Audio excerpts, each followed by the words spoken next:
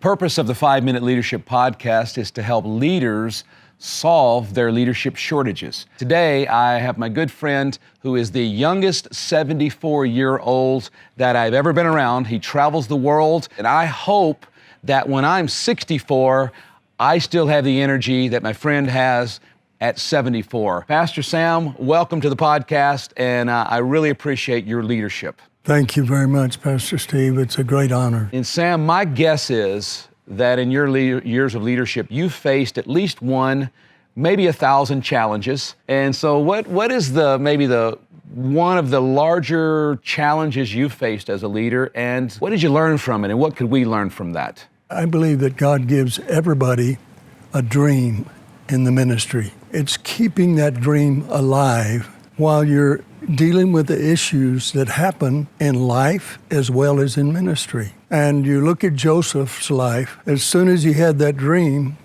and he began to share that dream, look at the challenges that came to his life. Yeah. And those are very real. It's things that could have sidelined Joseph. There's so many things that can sideline us and stop us from moving ahead with the dream and accomplishing that dream. It's really how you deal with those issues that happen in life, whether you become effective. And when you have those things happen in life, it's trying to sideline your dream, because it's not only just life in general, but it's the scheme of the enemy against our lives and our families. Usually young people are filled with the vision and the dream. When people start getting a bit older, that's when life collides with it and the busyness. And, it really does. And what would you say to people who are maybe in the middle of they're not quite where you are, 51 years in ministry, and they're not just their first 5 years, 10 years, but they're in the middle where that dream used to be alive and now it's I sort of remember that dream. How do we preserve that? How do we keep that alive? I think that's the most delicate time,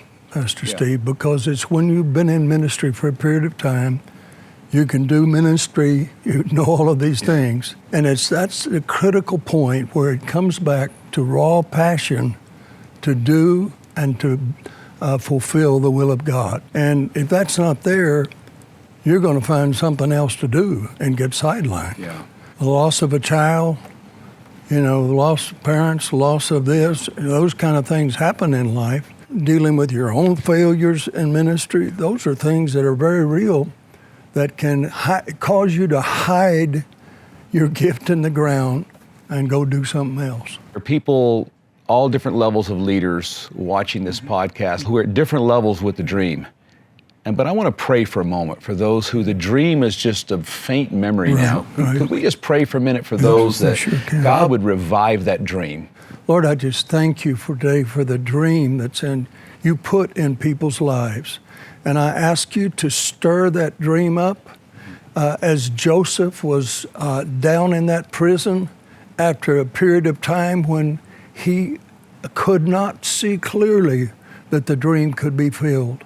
Lord, I ask you that you would stir afresh. You'd begin to allow flames to flicker that would cause him to rise up to do the will and the purpose of God.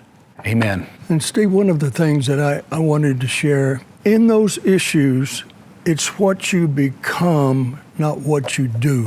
Okay. And becomes a critical thing, because we're all focused on what we do. But it's really what we become that's going to keep us moving ahead in ministry. Psalm 25 has been a major theme of my life the last few years.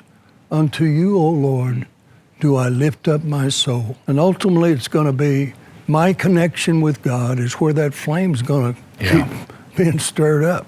It's going to keep me moving ahead.